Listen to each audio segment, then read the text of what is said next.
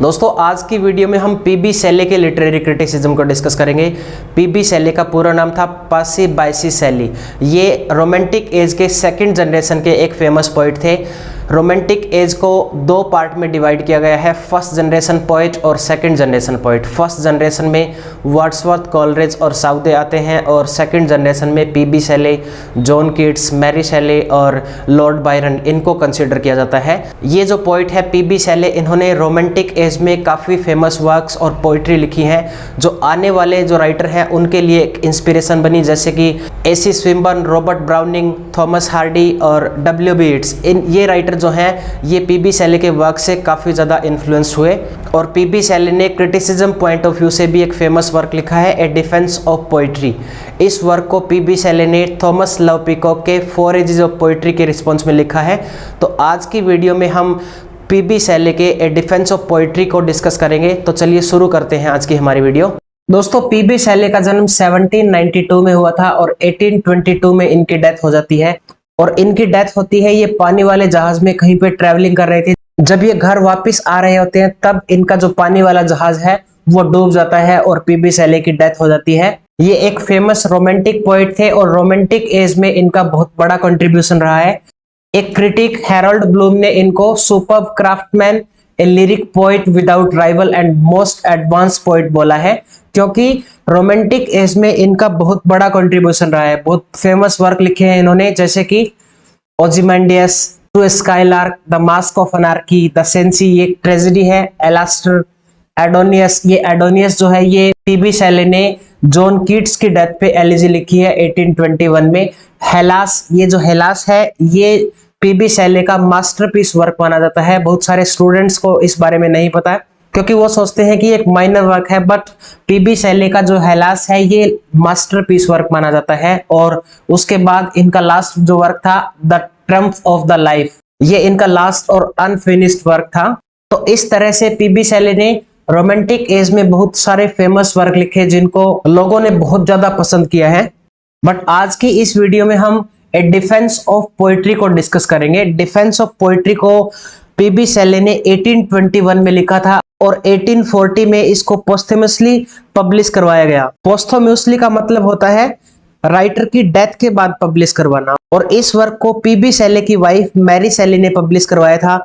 और ये Mary Shelley जो है ये अपने एक वर्क फ्रैंकेनस्टाइन के लिए काफी ज्यादा पॉपुलर है। और एक बात और मैं आपको बता देता हूं कि ये जो मैरी शैली है ये मैरी वुलस्टनक्राफ्ट और विलियम गॉडविन की डॉटर है। मैरी शैली के जो ये पेरेंट्स है इनका भी इंग्लिश लिटरेचर में काफी कंट्रीब्यूशन रहा है। और मैरी वुलस्टनक्राफ्ट को फेमिनिस्ट लिटरेचर के लिए जाना जाता है। इन्होंने 1792 में एक वर्क लिखा था। इस वर्क को फेमिनिस्ट पॉइंट ऑफ व्यू से स्टडी किया गया है और ये बहुत ही फेमस वर्क है मैरी वुलस्टनक्राफ्ट का। तो चलिए वापस अब हम अपने टॉपिक पे आते हैं। ये जो वर्क है डिफेंस ऑफ पोइट्री, इसको पीबी शैले ने पोइट्री को डिफेंड करने के लिए लिखा है। जैसे कि हमें टाइटल से ही पता चल रहा है डिफेंस ऑफ पोइट्री, कि इसको पोइट्री को डिफेंड करने के लिए लिखा गया है। और ये वर्क थॉमस लव पीकॉक के एक क्रिटिकल ऐसे द 4 एजेस ऑफ पोइट्री के रिस्पॉन्स में लिखा गया है। और थॉमस लव पीकॉक का जो ये वर्क है द 4 एजेस ऑफ पोइट्री, इसको हमने पिछली वीडियो में डिस्कस किया है। अगर आपने वो वीडियो नहीं देखी तो डिस्क्रिप्शन में आपको लिंक मिल जाएगा, वहां से जाकर आप उस वीडियो को देख सकते हैं। तो इस वर्क में PB Shelley Thomas love peacock को रिस्पॉन्ड करते हैं। जैसे कि फिलिप सिडनी ने अपना एक ऐसे लिखा था, ए डिफेंस ऑफ पोएजी, इसमें पोइट्री को डिफेंड किया था उसने। और फिलिप सिडनी ने अपना ये वर्क, एक राइटर है स्टीफन गोसोन, उन्होंने द स्कूल ऑफ अब्यूज लिखा था। उसके रिस्पॉन्स में फिलिप सिडनी ने अपना वर्क लिखा था, ए डिफेंस ऑफ पोएजी। तो इसी तरह से पीबी शैले ने भी अपना ये वर्क पोइट्री को डिफेंड करने के लिए लिखा है। वो बोलते हैं कि पोइट्री इंसान की रियल एक्सप्रेशन है जो अपनी इमेजिनेशन के थ्रू एक्सप्रेस करता है। और पोइट्री मैन की इनेट क्वालिटी है, मतलब ये कि एक जन्मजात गुण है और ये इंसान में जन्म से ही होता है। और पोएटिक जो लैंग्वेज होती है वो इमेजिनेशन को बेस्ट तरीके से एक्सप्रेस कर सकती है, क्योंकि इसकी स्पीच डायरेक्टली हमारी थॉट से रिलेटेड होती है। आगे शैली ने ऐड किया है कि पोएम लाइफ की एक ऐसी इमेज है जो एटर्नल ट्रुथ को एक्सप्रेस करती है। वो आगे बोलते हैं कि कोई भी आदमी ये नहीं कह सकता कि मैं पोइट्री को कंपोज करूंगा, यहाँ तक कि जो ग्रेटेस्ट पोइट है वो भी ऐसा नहीं बोलते, क्योंकि माइंड की क्रिएशन जो होती है वो एक फेडिंग कोल की तरह होती है। ये लाइन बहुत ज्यादा इंपॉर्टेंट है, the creation of mind is like a fading कोल।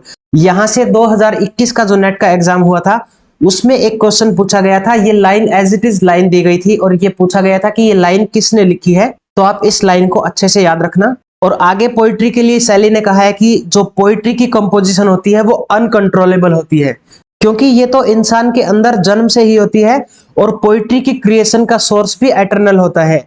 तो इसके ऊपर हम कंट्रोल नहीं कर सकते कि कैसे और कब ये इंस्पिरेशन जो है वो माइंड में स्ट्रक कर जाए, इसलिए हम इन पे कंट्रोल नहीं कर सकते। इस तरह से पोइट्री जो वर्ल्ड की बेस्ट और मोस्ट ब्यूटीफुल चीजें हैं उनको इमॉर्टल बनाती है। पोइट्री ही एक ऐसा माध्यम है जिससे आइडियल वर्ल्ड या प्लेटोनिक वर्ल्ड तक पहुंचा जा सकता है। आगे पोइट्री की शैली ने और ज्यादा तारीफ की है कि आर्ट और साइंस की जितनी भी फॉर्म है वो सब नेचर पे डिपेंड करती है, बट पोइट्री तो खुद नेचर को इंप्रूव करती है। यहाँ शैली के व्यूज एरिस्टोटल से मैच करते हैं। एरिस्टोटल ने कहा था कि पोइट सिर्फ एक इमिटेटर ही नहीं बल्कि एक क्रिएटर भी है। वो चीजों को सिर्फ इमिटेट नहीं करता है, वो क्रिएट भी करता है। इसलिए ये व्यूज शैली के एरिस्टोटल से मैच करते हैं। आगे शैली ने पोइट्स के बारे में बात की है। पोइट्स के बारे में बोला है कि रीजन और इमेजिनेशन ये दोनों फैकल्टी पोइट्स के अंदर होनी चाहिए। रीजन इसलिए जरूरी है क्योंकि ये पोइट को लॉजिकली सोचने में मदद करता है और इमेजिनेशन चीजों को परसीव करने में हेल्प करती है, और इमेजिनेशन की हेल्प से ही चीजों की सिमिलरिटीज को नोटिस किया जा सकता है। और इतना ही नहीं, इमेजिनेशन से हम वर्ल्ड में ब्यूटीफुल ऑब्जेक्ट्स को भी आइडेंटिफाई कर सकते हैं। आगे शैली ने कहा है कि इमेजिनेशन के अंदर एक ऐसी सूदिंग पावर होती है जो लोगों को मोरल बनाती है। ये जो व्यूज है शैली का, ये एस.टी. कोलरिज के अगेंस्ट जा रहा है, क्योंकि एस.टी. कोलरिज ने कहा था कि इमेजिनेशन जो है वो सूद नहीं करती है बट वो एक क्रिएटिव फोर्स है। तो ये व्यूज जो हैं ये शैली और कोलरिज दोनों के अपोजिट व्यूज हैं इमेजिनेशन को लेकर। और आगे पोइट के बारे में शैली ने बोला है कि पोइट एक आइडियल टीचर होता है जो इनडायरेक्टली सोसाइटी को आइडियाज और प्लेजर दोनों प्रोवाइड करता है।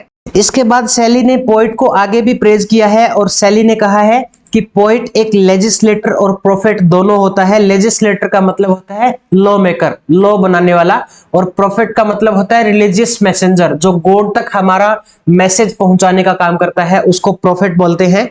और शैली ने पोइट के लिए लेजिस्लेटर और प्रोफेट इन दोनों वर्ड्स का यूज किया है। और यहाँ पीबी शैली ने पोइट के लिए एक लाइन लिखी है, Shelley claim that poets are the unacknowledged legislator of the world. इस वर्क की डिफेंस ऑफ पोइट्री की ये सबसे बेस्ट लाइन मानी जाती है, बहुत ही इंपॉर्टेंट लाइन है ये। इसके बाद शैली ने एक और इंपॉर्टेंट लाइन लिखी है पोइट के बारे में, a poet is a Nightingale who sits in darkness and sings to cheer its own solitude with sweet sound। यहाँ शैली ने पोइट को एक नाइटिंगेल बोला है जो अंधेरे में बैठकर भी खुशी से गाने गाता रहता है या अपनी स्वीट साउंड से अपनी पोएम दूसरों को सुनाता है। इस तरह से शैली जो पीकॉक ने पोइट्री पे चार्जेस लगाए थे उनको डिफेंड करता है और बोलता है कि पोइट सेमी बारबेरियंस नहीं है, और पीकॉक के आइडियाज को अपोज करता है जो उसने बोला था कि रोमांटिक जो यूज है लैंग्वेज का उससे कल्चर का डिकेडेंस होता है। और यहाँ पीबी शैली ने बोला है कि पोइट्री जो है वो नोवेलिटी को क्रिएट करती है जहां हम रिवॉल्यूशन और क्रांति के बीज को देख सकते हैं। इसी के साथ पीबी शैली अपने इस work the defence of poetry को सम अप करता है। आज की हमारी ये वीडियो यहाँ पे खत्म होती है। अगर आपको वीडियो अच्छी लगी हो तो लाइक करें, शेयर करें और चैनल को भी सब्सक्राइब करें ताकि आने वाली वीडियो की नोटिफिकेशन आपको मिलती रहे। Be safe, stay connected, God bless you.